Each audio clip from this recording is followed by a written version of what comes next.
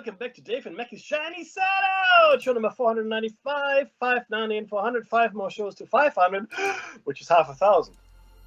True. Looked it up.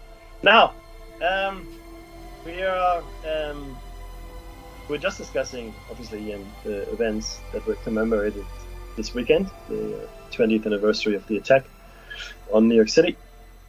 And we're going to straight into the show topic, which, again, all of these things are linked and related. You can't look at one phenomenon and choose to ignore the rest of it. But we are going to follow up with a special show cycle on the events 20 years ago, because there's a lot yet left unsaid, and we want to make sure nobody forgets it. We can't forget things that have happened. Because it's easy. It's easy to forget. It's easy to dismiss. It's easy to, I've got the official story, and that's all. Because a lot of the researchers, have maybe passed on. A lot of people aren't as interested anymore, and a lot of the evidence has been dismissed by the mainstream media, and people are much more taken in by the mainstream media than they used to be. Right? There's a lot less. There's a lot less critical thinking these days. There simply isn't. I think we're on page. This is the cattle mutilation. It's page. I understand. Flick me a copy. Oh, I'm on a different machine. No worries. No worries. But ultimately, we are the custodians of knowledge in some ways. Okay, not just Dave and I, but any of the researchers, any of the truth seekers out there. Because if we weren't, then the only truth that you would get is there was this Chinese emperor some time ago who decided history starts with him, and he burned all the books that went before him. The Catholic Church invaded South America and destroyed thousands, tens of thousands of manuscripts, books that existed in the Mayan and Incan cultures, Aztec cultures. Only then to really scramble to find whatever is left over and preserve it, which was completely schizophrenic. But we've lost so much knowledge simply because people weren't the custodians of it. And a lot of the knowledge went to mystery schools and into secret organizations and societies, right, to preserve it. And this is knowledge that we cannot forget. I mean, we cannot forget what happened in Germany, okay, during the Third Reich. We shouldn't forget it. We shouldn't forget what happened in Russia under Stalin, or in China under Mao. Okay, we shouldn't forget any of this. You look at Cambodia under Pol Pot. Okay, you look at what's happening in Myanmar. You look at what's happening anywhere. Really, look at what happened in Rwanda. In that insane hell week, hell 6 weeks. In 6 weeks, 500,000 people were hacked to death. In 6 weeks. 6 weeks. We cannot forget these things. They happened. It's a real thing. And we cannot forget what happened 20 years ago and the questions that still haven't been answered. The narrative that has been given to you is not definitive. It is not the absolute truth, because there are too many questions that aren't making any sense. Okay? Just because somebody says, oh, it's debunked. Okay, evidence, please. Because right now you're a debunking theorist. Okay, that's what you are. Unless you give me evidence, it's just a theory that it's been debunked. And I've spent more time than I should have looking at debunking posts and people that feel like they need to bring you the truth and tell you the truth, and everything that we say is a complete bonkum. I have yet to see convincing pieces of evidence for a lot of things. I want to liken it to what happened in the UFO community. Since Tic Tac, the disclosure that Tic Tac is real, there are no UFO debunkers. There can't be any UFO debunkers anymore, because we know that the UFO phenomenon, not saying what it is, but the phenomenon is a real thing. Tic Tac, the Navy said, we have no idea what it is. It's not the only time it happened, but we really don't know. So yes, it is truly an unidentified flying object. It's not swamp gas. It's not a flock of low-flying geese. It's not Venus.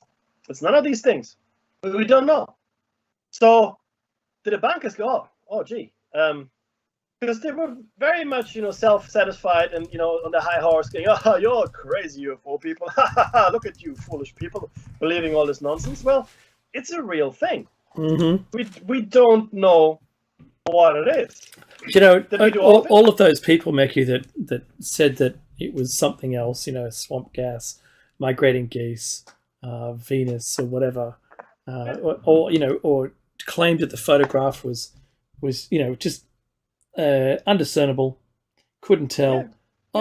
I really want to talk to one of those persons now. Yeah. You know, And are they selling cars now? Yeah, maybe. You know, maybe. I wouldn't buy a car for them. But No. but the same is true for this. There's a mountain, and the things I mentioned in the first hour are just the tip of the iceberg as far as facts are concerned. Explain to me how a building can collapse at free fall speeds. I really want to know, because I want to understand the physics behind it. I need to understand the physics behind the building that can collapse at free fall speeds. What about the Mickey? The assignment of the Northern Command air squadrons were reassigned elsewhere. Yes. You know, the testing training activity for that very morning was a hostage situation in a plane. Yep. Correct. So yeah. So look, and when the London attack happened, something similar happened there as well. Believe it or not. Yeah, that's right. So these are questions I have, and if you just shake your head and laugh at me and dismiss me, then that's not going to help me. It's not going to help anyone. All it shows me is that you're ignorant. Thank you very much. That's it. That's what you show me. You're ignorant, and there's nothing further to be said. I don't think. Agreed. So I want the questions answered, please.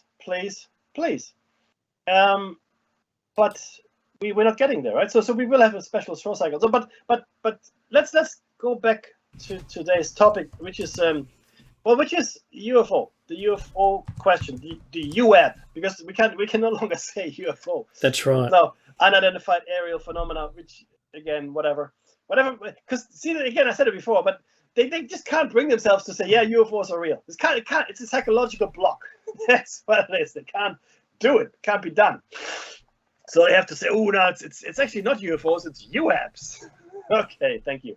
Which, again, I understand, because UFOs have become synonymous, which is wrong too, with alien spacecraft. A UFO is not an alien spacecraft. It's not. A UFO is an unidentified flying object, right? We might think it's a spacecraft, but it's not what the term denotes. Right, so the UAP is sort of I guess a step away from that, because it's maybe a more neutral term, if you will. But but the thing is this: UFOs, the phenomenon, has been with us for thousands of years. You find it everywhere, and on the oldest texts and the new text. Mm-hmm. Did we? I hope not. It's possible. Oh no, definitely not. I don't think so. So UFO technology in modern technology. The technology that we observe in UFOs seems to be part of everything that we have today, right? If we're allowed to have smartphones, that are this good, what kind of computers do they have in the spacecraft? Now, and this goes really to my point of stagnant technology, because the UFOs that we observe, if they are in fact spacecraft or dimensional craft or time machines, whatever, seem to be of the same technology for the last few thousands of years. Okay, but they must have some amazing computers, and the technology is so advanced that the U.S. government, as they recover seemingly more and more UFOs, it probably continues to get more effective in reverse engineering the technology. Also, makes you wonder how much of in fact, if there is any reverse engineering of alien spacecraft, and how much of it has come and entered our orbit in our everyday life. This is like a snowball effect, really, if you think about it. The more UFOs you recover, the more you reverse engineer, the more technology gets to be better, and across the board, the more you can start to replicate all of these different types of USOs and UFOs. And it seems that the UFOs have many different types of technology too, potentially. In fact, many of the stealth planes the US government has made actually seem to be made out of the image of UFOs. Like they don't really look like planes anymore, Dave. They like flattened objects, boomerang shaped, etc., etc. Mm-hmm. Things like the stealth bomber made out of a UFO shape. Those were frequently seen UFOs in the shape that the stealth bombers were then made in. Some of the technologies that are likely used in those stealth bombers and stealth planes were maybe found in UFOs potentially. We don't know, right? I mean, it's really interesting how our technology seems to have leapt and bound from, again, it's only 100 years ago well, a bit longer, 120, 130 years ago, that the Wright brothers first attempted heavier-than-air flight. In a heavier-than-air powered flight. And a couple of hundred years before that, the brothers Montgolfier had the first, or at least the first official, hot air balloon in France. So it's really only been officially and in recorded history 300 years that we have taken to the air, right? No longer. But what about trusting UFO sighting reports, Dave? So I'm just going to say that this is the most deja vu I've had, where I do solemnly swear that all of this was read last week. I just got to say it out loud. Wow. The guy and his wife, remote cattle station. Wow. I'm having a moment. Well, maybe we did. Could be me, man. Yeah, you changed rails again, huh? So, this is talking about cattle mutilations in the north of Queensland. No. UFO technology in so floating cities like balls of light, trusting UFO sighting and reports. Oh, just you start reading and I'll catch up. Okay, no worries. Okay, look, can we trust UFO sighting reports? Right. That's a question. There are lots of UFO diversions. Sure, there are lots of cases. There are family members one day who thought they saw a UFO and the next day it was a cell phone tower. Right. So people misidentify things all the time. We've all seen, strange lights in the sky, I'm sure. Then, that just turn out to be maybe just a plane coming across. However, the thing that makes UFOs stand out is they're the weird movements they make. The erratic way and the speed, in fact, with which they fly.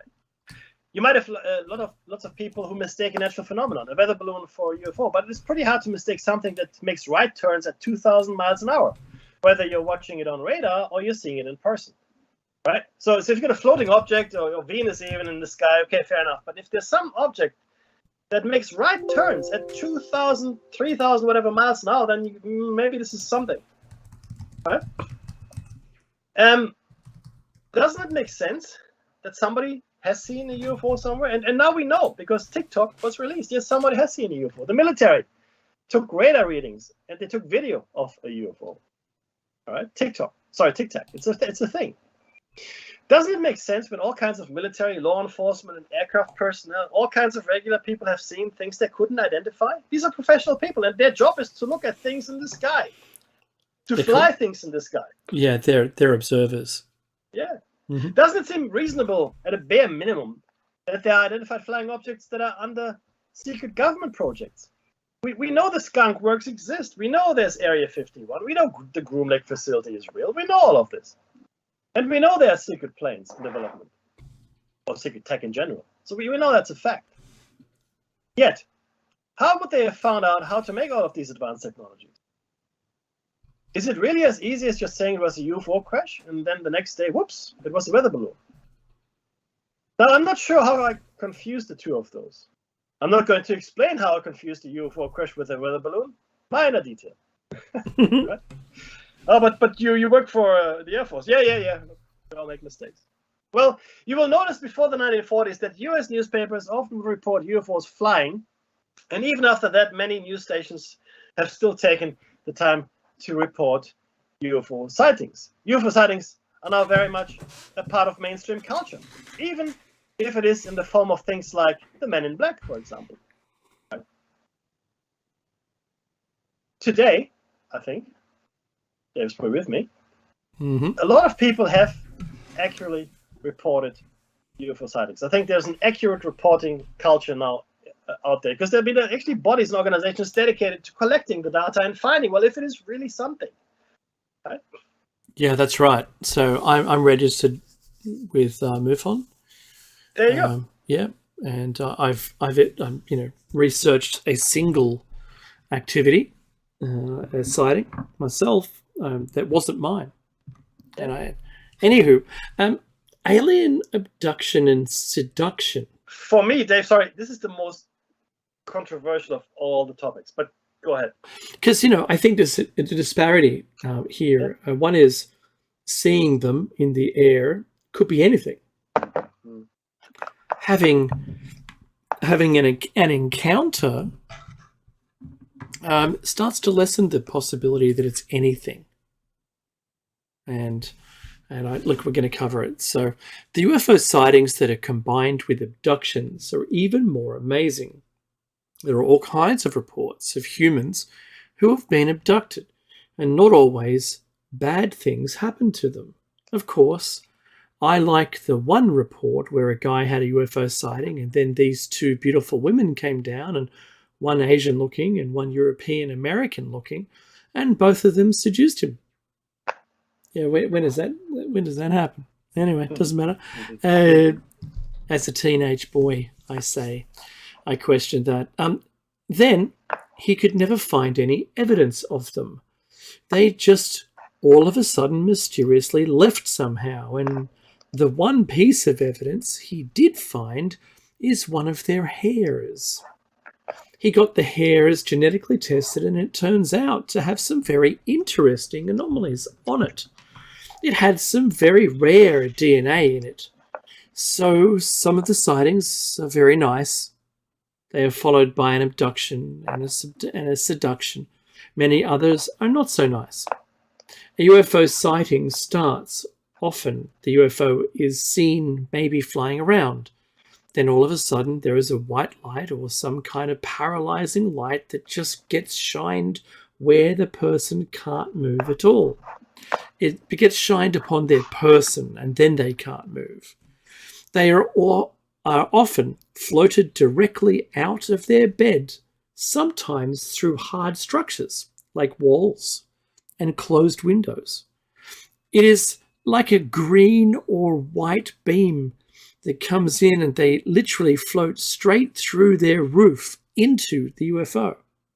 Like they're kind of out of phase with this phase of reality. Then sometimes women have reported being impregnated. I know actually someone who was de-impregnated, if that makes... Oh, really? Yeah, a close friend.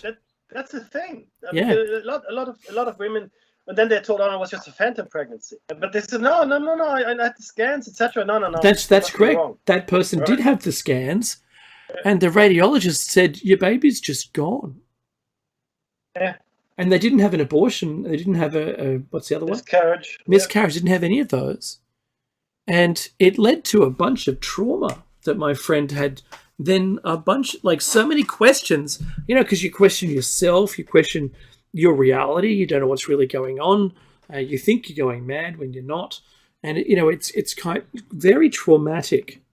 And there's a connection that if you were to grow something inside you, there's an unwritten connection, a bond that you have, and anyway, needless to say. It's definitely a thing. Many times people have reported having painful things done to them. Many times people reporting lots of aliens looking at them and talking to them. Consistently, it is either grey aliens, or sometimes there are grey aliens with a lizard king of raptor green looking aliens supervising in the background. And they do a bunch of tests and then send the person back down, back to where they've collected them usually, but not always. Because some people have been found miles away from their house, miles in the middle of the night, wandering about, unsure of where they are. And this isn't about sleepwalking. One person was found in another state. Some of the people have reported, like the Matrix, that they have had tracking things installed in them so that the UFOs can come find them again later. If you have not had an experience with a UFO, you can more than likely count yourself lucky, says all of those people with the tracking devices in them. Trust me. More than likely, you wouldn't get the seduction one. And even if you did, you would probably feel really bad about it. That's a thing. The UFOs are all over the place, all over on Earth. And yet there is a funny thing with how observing things work. Now, all this gets easier with trust. I trust that most of the time, most of my fellow human beings are honest. Because most of the time, I'm an honest human being myself. And the author says that, but I'm also reiterating myself in this. Now, if you believe everyone is lying, then yes, you can easily dismiss what all of your fellow human beings have said.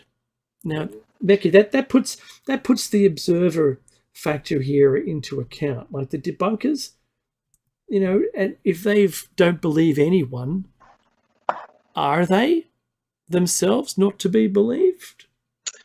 Look, this is an interesting question, because if your starting premise is that everybody lies, then clearly you must lie all the time as well, which becomes a very circular argument. I mean, that means you're the liar, right? So therefore, nothing that you say as a debunker we can believe. Mm-hmm. It becomes a very interesting philosophical discussion. But I want to get into two things here before we go on to the next bit, which, because I know it's your favorite, I'll let you have as well, my friend. But number one is the seduction. Like, the seduction is only sensible if there can be some kind of congress that might even lead to offspring, missing pregnancies or babies that have disappeared, etc., etc. And having relations. The horse and the donkey, Mickey. Well, exactly. Having a relationship with an alien species is an extremely unlikely proposition for many reasons, which I won't go into now. It'll be done when we close off the show cycle.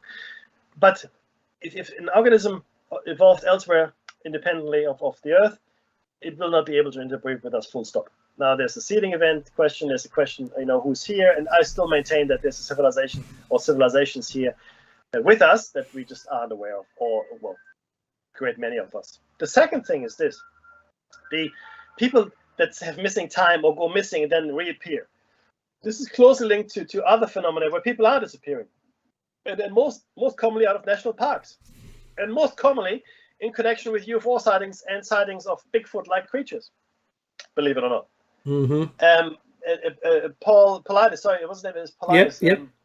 David Paulides? Yes.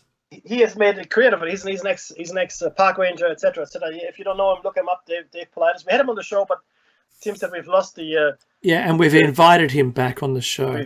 Correct, but the boy just made a recent case in Australia. AJ. Last week, I think, or the week before. Yep. Where a child, a 4-year-old boy who was non-verbal autistic, mm-hmm. was lost in the bush. So this a fairly bush area. There was a homestead, and that's where the people were staying, either for a holiday or it's where they live. I don't know, but that's where they were. And the boy wandered off, as can happen, and they couldn't find him. And so there was a massive search, police and SAS and helicopters. And neighbors. I mean, we're talking hundreds, helicopters, hundreds of people combing the area with a fine-tooth comb. They even drained the dam. Yeah. So yeah. Look, because, I mean, God forbid that something terrible mm-hmm. happened. Look, I don't want to keep you in suspense. But for days, they were looking for him. See, this is the thing. A 4-year-old boy in the bush, for days. Okay, and sorry, he was 3 years old, and it was 4 days. Mm-hmm. Yeah, and he was gone. He was gone for 4 days. Now, that's right. As a grown man in good health, or even a grown woman, whatever, right? To survive in the bush without any gear, that'll take some doing. They found him, in fact, a few hundred meters from 200 of 200 mm-hmm. meters. And let's say, pardon me, 100 meters around the house was cleared. Yeah. And he was in a creek drinking water. That's where they found him. He was sitting in a creek mm-hmm. drinking water. Now, it is astounding to me that he was this close to the home and they didn't find him. But again, but I think, again, this is just me talking. He was Something returned. happened here. Mm-hmm. He was returned. Now, I've spoken about thin places before. Thin places, and I've had a bit more of a thought around this. I believe in the deepest wilderness, especially forests and bushland and jungles, the thin places are a lot thinner than they are anywhere else, and things fall between the worlds. Okay, sometimes they come back and sometimes they don't. Thin places, you experience thin places all the time. Your keys. Oh, where are my keys? Oh, there they are, but they weren't there before. And I know a few times in my life, I know for a fact I looked in a place. Oh, I've got the perfect example for you. So that happened to me in Singapore. I was with a friend, Jason. He won't mind mentioning me his name, but I had put something. Was it at his wedding? All I know is that we're sharing a hotel room, and I had put something in my shoe. Right now, I can't remember. I think it was my phone. I put my phone in my shoe. Why? Don't ask me. But it wasn't there. It wasn't there. And then we went outside the room, and we came back, and lo and behold, there it was. Sometimes things fall between the cracks, and sometimes they fall back.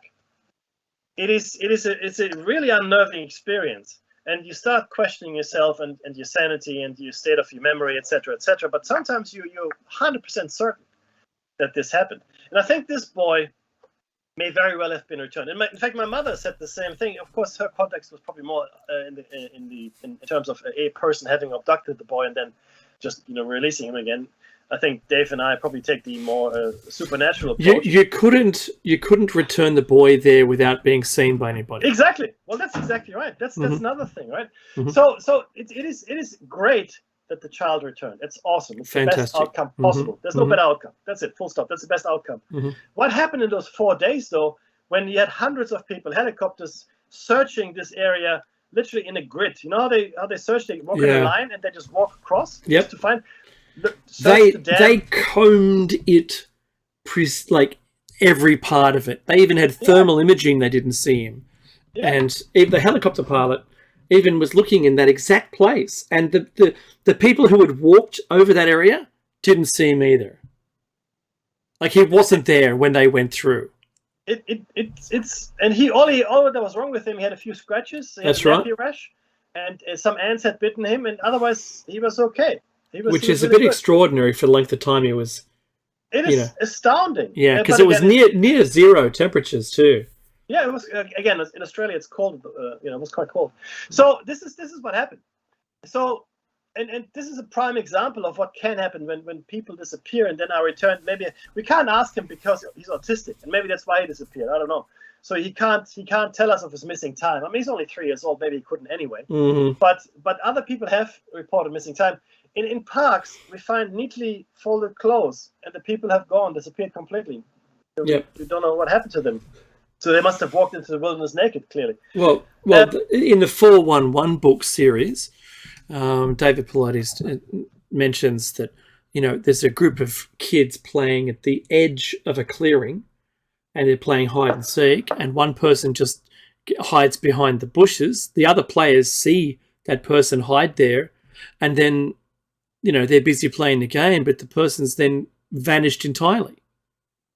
I mean, entirely. And they do a huge, person hunt for them. They can't find them. And then they turn up later. I think we fall between the thin spaces all the time. Yeah. So if you take the quantum approach to the world, which we should, because this has now been experimentally proven. Forget the math. I'm only interested in experimentally proven things. Because the math can say one thing, and the reality might be something else entirely. I'm with Tesla on that 100%. But our realities, think of it as pages in a book. It's a very inelegant description, but or bubbles. Think of it as bubbles, like an infinity of bubbles next to each other. Sure. That's probably a little bit. But I'm with you on this. Okay, let's go. Yeah, but sometimes they intersect, and sometimes the bubbles, for whatever reason, on many different dimensional points intersect for whatever reason. Who knows, right? I mean, the math and the science behind it eludes us still. We understand some of it. The decoherence of the quantum state into the one reality is one, but the scientists believe now that these other quantum states that essentially disappear don't disappear. They're still there. So that means, of course, that all realities are still coexistent next to each other all the time, forever. And some of them, obviously, many of these realities are virtually the same as ours. virtually the same. I mean, the difference might be a telephone box in Oregon might be green instead of blue. That's the one difference between that world and the next world, for example. Mm-hmm. Right? Other differences are much more severe, and we've had cases about that as well, where people just disappeared or came into being in a world that just wasn't theirs, and were quite distressed. And the Mandela effect is probably one of the most prominent things there. So these thin places are all about, and I believe we slip between these things all the time, because we know that our memory is not perfect. We get that. So whenever we encounter something that we don't remember quite in that way, we'll say, oh, I must misremember it. Right? But what if many of these times you don't misremember it, but you remembered exactly how it was, but your reality is now different for whatever reason? Yeah. And I also want to know, how many people do we hold in institutions today that have fallen between the cracks and come into a world that was just completely different from theirs? Simply tried to explain it, couldn't deal with it. Yeah. Because they were told they were wrong. Yeah, and then they're medicated and they're shut away. In olden times, they might have been burned at the stake. There might be witches. I mean, we don't know. But if you fall into a world that's significantly different from yours, it's not going to be a good experience for you. Okay? I love this topic so bad. There was reports of a man and his son walking along a road, and it's in Europe, and a car, an old-fashioned car, appeared and drove slowly past them, but the car was old-fashioned, and the lady driving the car with her friend were wearing very 1940s kind of clothing and looked perplexed at the two who were wearing modern day clothing. And she looked puzzled at them. And then when the man and boy looked at each other with like, what was that? Then they looked back and the car vanished on the road and it wasn't there. They had this little, bubble to bubble kind of time thing where maybe they were seeing, or both parties were seeing each other. She clearly saw them and they clearly saw her driving that car. Remember that World War II pre-bombing vision that the person had? And then took photographs and all those photographs happened to match the photographs of the bombing after it took place. But they hadn't taken them after they took place. Yeah. Right? Yeah. There's some very crazy things going on. And, look, let's hope that with all of this current things going on, that quantum physics takes hold once and for all, and what we expect as the outcome actually collapses into that outcome. And, my mum used to talk about the power of positive thought. And I always thought, bah humbug, right? It's what you make it is. No, it isn't. Quantum tells us that it's what we expect is what's going to happen. Mm-hmm. And I think that kind of really, I think it's a message for all of us. No, but look, it's a fundamental question of our existence. Is it true? Do we live in that universe or multiverse? Do we? And I think, Dave, the answer is unequivocally yes. Yes, we do. 100%. There are too many things. I'll give you one before and then I'll let you continue with the text. This one thing that happened to me, I told you, where I thought, oh my God, I just shifted significantly. Mm-hmm. This was the LinkedIn incident. In my reality, there's no E in LinkedIn. It's simply I know this because I use it every single day.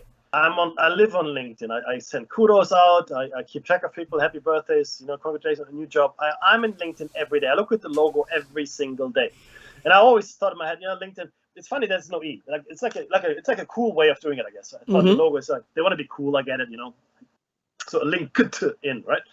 It's still a capital I though. And then it wasn't. Then it had an E. There was a LinkedIn with an E.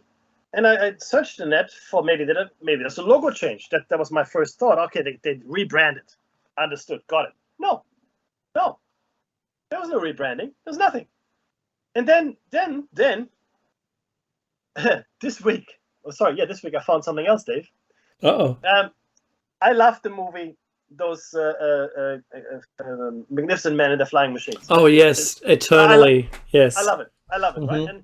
and I love the movie The Great Race as well. Mm-hmm. Both movies. Like, and in Germany, you have to understand, in the 60s, 70s, and 80s, you grew up on American and English and French movies. That's what they were all dubbed. They came to us, like, so, and TV as well. So it's like I watched them all the 50s, 60s, 40s movies. I love Humphrey Bogart, etc., etc. So and Catch the Pigeon was the cartoon series was developed off The Great Race. Yes, that's correct. Mm-hmm. Now, what I learned, and remember, I love those movies. I watched them ad nauseum. I watched all of them, and they were all aired as well because they were free to air. Mm-hmm. There was no pay TV back in my day. So I watched them all my childhood. You know, there would be movie nights, and we would just watch them as a family as well. And now I found there's another movie, which is called Monte Carlo or Bust, which is the sequel for all intents and purposes to Most Magnificent Man in the Flying Machines. Yes. No. Yeah. You say not for me, man. It was the first time I'd ever heard of that movie in my life. Wow. And now I've watched it. I've never watched it before, and I watched movies until they came out of my ears. Mm-hmm. I have never heard of that movie. And Gerd Fröbe, who was one of the actors in it, is actually a really famous German actor who I really liked. And I've watched pretty much anything he's in, except that. That movie, where I come from, I had to say this, doesn't exist. That movie, there's The Great Race, and there's Those Magnificent Men and Their Flying Machines. Those were the two. Around the World in 80 Days and all those movies. Yep. Oh, yeah, all of that. Yep. Monte Carlo or Bust? No, sir. Wow. Nope. Sorry. Don't apologize. Crazy. Yeah, I know, right? But my point here is, so I think we slip between worlds more and more. Actually, not more and more, but on a regular basis. And sometimes we slip more than other times. Maybe there's certain rules to it. Maybe there are reasons we slip. And maybe there are reasons why certain people slip further than other people. Right? I mean, who knows? Who knows?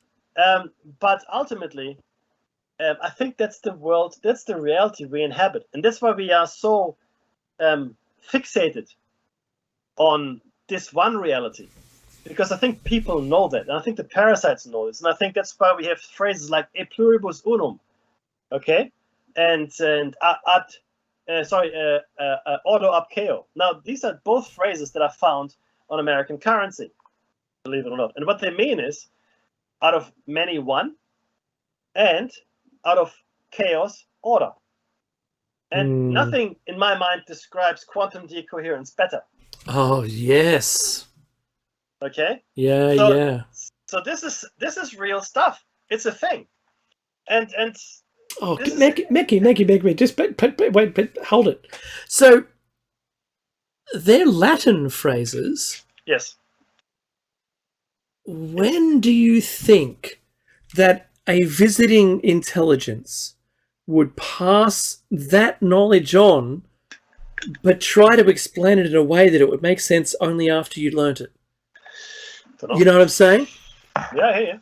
Like, because that's the true nature of everything that we now know. Yeah. That is the underlying building blocks to everything that we see physically. Honestly, I think that's one of the secrets that the Knights Templar found. So I think one of the secrets the Knights Templar, and then there's an extension now, the new secret societies, or the ones that were founded or charged with finding the lost knowledge of the Templars, that is one piece of the knowledge that they had. Okay? And maybe even how to sensibly slide between. I don't know. Maybe a way to control reality, right? Just imagine if the Knights Templar, I've got to be silly for a minute. Imagine the Knights Templar actually found a double slit experiment machine, and it's like, let's look at it. No, don't look at it. Let's look at it. No. And so they look at it, and it's one thing, and then they only look at the outcome, and it changes, not knowing what it is, and they go, how come it just keeps changing? And that's the ultimate description of what we have, what our universe is made of. You remember how many dimensions is it that we live in? Well, they've counted up to. Well, depends which. Oh yes. Theory. There's 8. There's 32. There's it depends what. And what's that awesome? Is it 5D? Yeah, 5D. You're right. Okay, so trying to talk about 5D with someone won't make any sense because we're bound by 3D. And the 5D, when you look at it, it starts to make more and more sense. It's the same as, and I'll share this with Meki, and we can have a chat about it for next week. But 3x plus 1. And I wanted Meki to have a look at that, what it means. And I'll share here in the videos. I'll share it next week in the chat room. But there's some extraordinary things, because that's Fibonacci. But it's also an equation with a dilemma that can never be solved. And we're not getting any closer. But I've got to wrench the microphone, hold on to it with all of my might to get through this next phrase here from the show notes. This is: most ants will never see a human being. If you look at human beings as ants on anthills, and instead look at the aliens as human beings in a forest, in an uninhabited forest full of ants, most ants in their lifetime would never see a human being. In fact, it would be very rare in something like an uninhabited forest for a human being to be seen by ants. Out of all the ants, perhaps 1 out of 1,000 ants that existed, if not less, maybe 1 in 100,000. In fact, I'm going to say 1 in a billion ants that existed in a forest would see a human being in their lifetime. Yeah, I'm with that. More than likely, most of all ants who would see human beings would be in the same certain anthills, like a cluster. If there was a road or some human structure where humans came in a regular basis, the ants near the edge of the forest where there was a log cabin that humans lived in, they might see humans all the time. But most of the ants in the forest would never see a human being in their entire life. The only way you would know human beings existed is if they trusted their fellow ants who had in fact seen human beings and were certain that human beings existed based on having seen them with their own eyes. So the only way the majority of ants would ever know is to just trust another ant. Mm-hmm.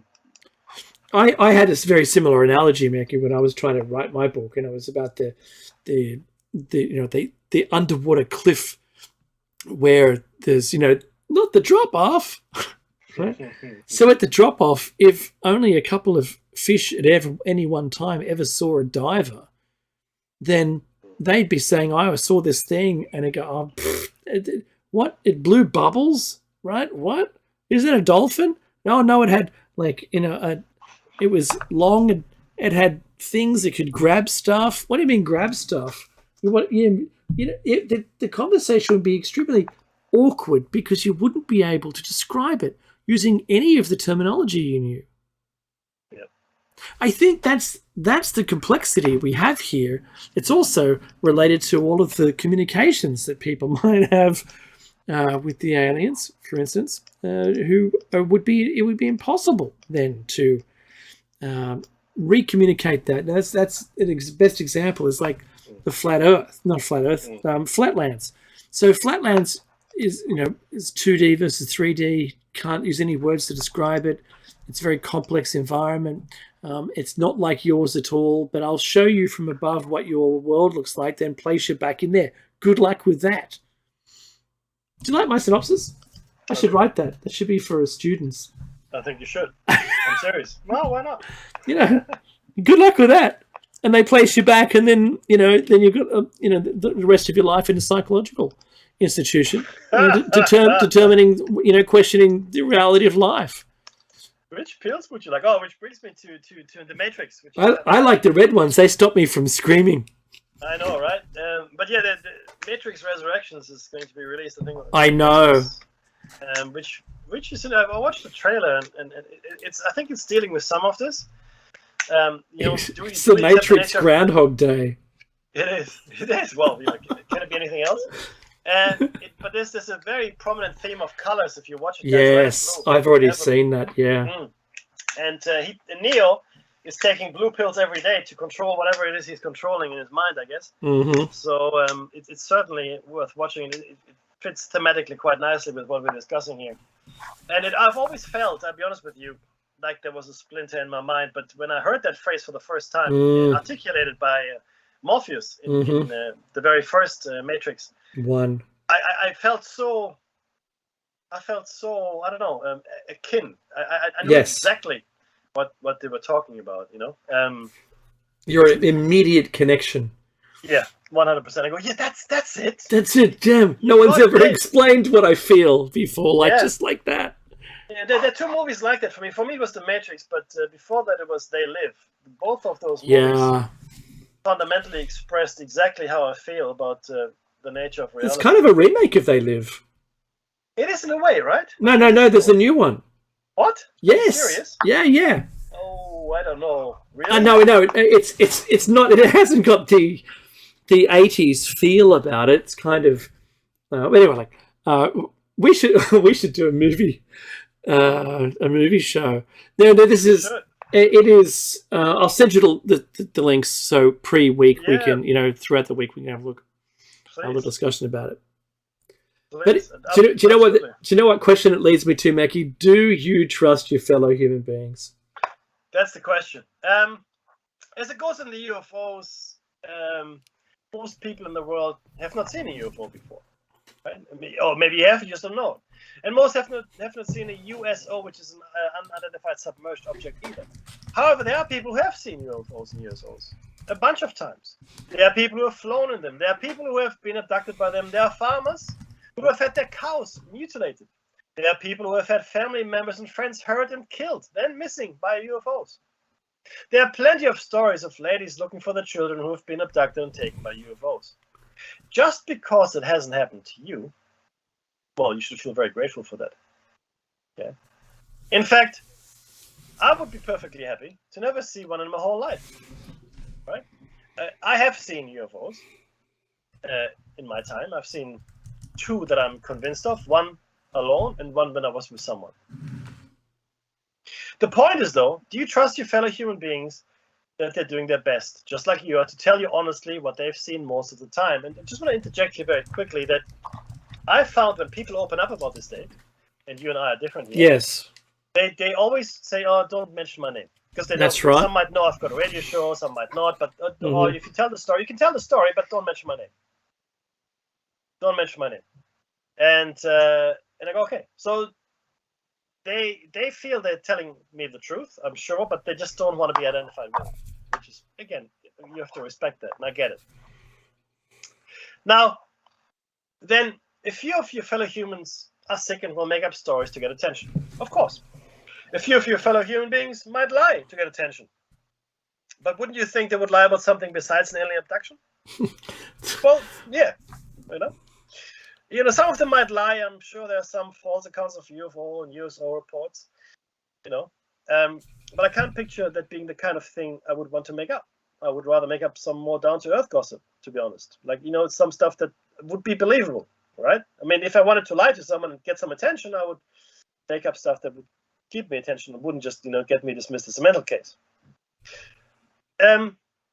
Look, we've all lied about things, and things I've lied about, they're pretty, down to earth and boring, like most of you, right? We've all lied about certain things. Sometimes they're white lies. Sometimes, they're maybe a bit more serious lies. But I have never lied about any supernatural event, Dave. I've never lied about that. It's not you. It's me.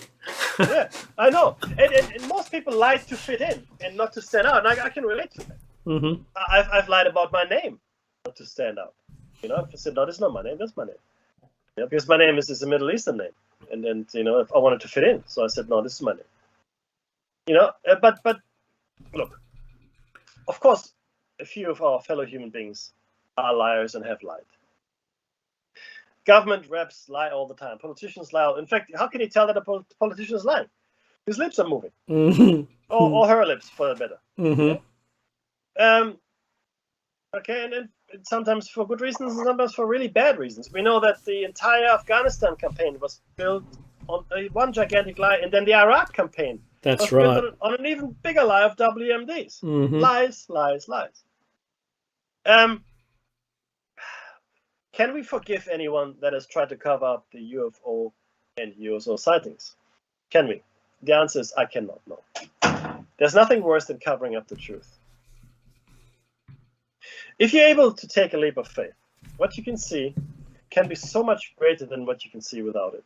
Without the leap of faith, that is. No, we all have to take a leap of faith, and we take a leap of faith every day when we deal with our human beings, when we all are online, our groceries, especially in these times here, right? And crowdfunding. I was burned 2 times in crowdfunding. I lost a few $100s. Right? Mm-hmm. I've helped people, only to then realize, oh, okay, this person really was just after my money. Mm-hmm. That was it. That happened to me as well, right? So I like to think that I believe in the good in people, but I'm not stupid or naive enough to believe that there isn't bad as well. So I will give everyone the benefit of the doubt until they've proven to me otherwise. And I'm sure Dave, you function in a similar fashion. Absolutely. And this is really what it is. But I want to say this one more time, right? Only one UFO sighting has to be real for the entire phenomenon to be real. And we know now, for a fact, that the Tic Tac sighting is in fact a UFO sighting. Okay, an unidentified flying object. We don't know what it is. The Navy said we don't know what it is. Yes, it's real. It's a thing. Not anything that we know. We don't know. So you can rest assured, and you can feel confident in the fact that the phenomenon is a real thing. The phenomenon is now acknowledged as existing. We no longer have to argue whether or not there are UFO sightings. We know there are UFO sightings. Okay? And yeah, some people make up stuff, other people won't. But if you think about all the stories that are in circulation, and I want to think here, the cattle mutilations for me is one of the most amazing ones because it is so consistent around the world. And it is so strange.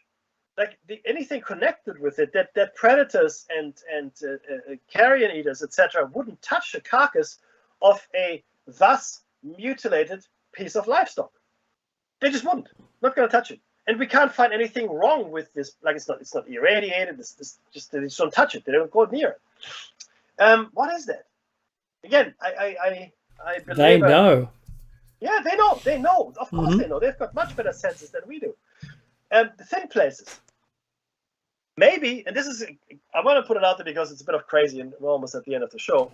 What if, Dave, there was a restaurant chain in another dimension which sold as a specialty bits and pieces of cows, cow tongue, cow udder, and that's on their menu. So they reach into our dimension, take out the cows, remove the parts they want, including the blood, by the way. They drain these things of blood, and then drop it back into our dimension. Thank you very much. Now, it's of course, I'm being only half serious. It's facetious, but why not? Right? A very predatory kind of thing. But yeah, imagine if it was like the restaurant at the end of the universe. There you go. Eat me. That's right. I don't want to eat you. Why not? You eat all these animals that didn't want to be eaten. What? So, look, it's got to be said that I've written my experiences down. I'm a firm believer in all of this, and I think mentally it was good for me to have written it down. But then, of course, this other the group called Other, where these UAPs have now been classified into, knowing that there's a full unredacted copy that the Senate saw, that the military have created, and we only saw the sanitized version of that report on UAPs. So there is a lot more to this than meets the eye. Understandably, they gave us a little sniff of what is real. Now, if it were military, if it was the US's or the Allies' military, assets that the Tic Tac is, unlikely, but if it were, then any other opposing force that was decided to stand up against the Allies, if this is the tech that we have good luck to you. And there's the music. Be safe. Hey, stay tuned for Jerbear's After Hours show coming up next after the top of the hour break. This is Dave and Mecky's Shiny Side Out, and we ask that you just stay informed and make intelligent choices, and we'll see you next week. Make good choices!